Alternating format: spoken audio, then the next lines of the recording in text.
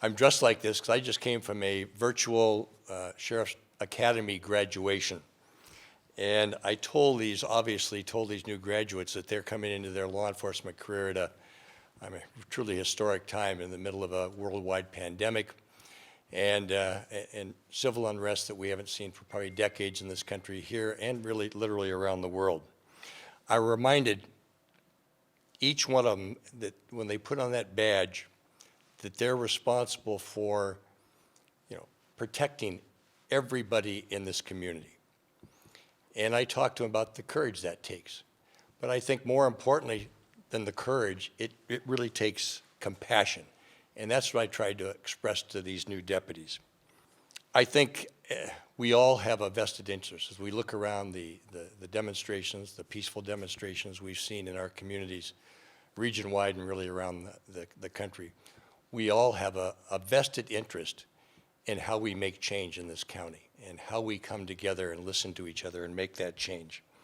And it's going to be change, and we're going to talk about the future of policing, probably not only in this county, but in America.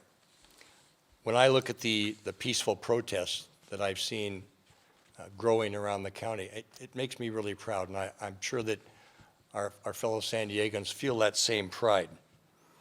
And I said it before, and I want to say it again, the Sheriff's Department strongly supports your expressing your First Amendment rights through these protests. We've seen, especially noticeable to me, was the younger people in these crowds and their energy and their passion. And this is the next generation. These are the people who are going to be making the change. And I saw a lot of that same look in the new deputies that graduated just about an hour ago. And the one thing I see in common is they both have hope. Hope that we can come together, listen to each other, respect each other, and make that change. As your sheriff, I'm committed to continue to listen,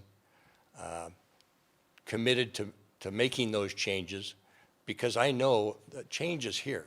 We're at that point in our time where policing is not going to be the same in a year or two than it is right now. And I'm committed to work with the communities that we serve, to listen and to make those changes. Lastly, I'd just like to say that I think we need to remember that the police officers and the deputies in this county and all over the country, when they go home at night and they take off their uniforms, they're your next door neighbor. They're your Little League coach. They're the people you go to church with. And if we keep that in mind and we continue to talk and respect each other, these changes will not only be long-lasting, they'll be meaningful changes. So having said that, I'm committed to continue to listen, as is my department. We expect to be held accountable. That's understandable. And if we're making mistakes, we can always improve. But that's where we are, and that's where I want to move forward from that position of being held accountable and being constructive in the changes we make.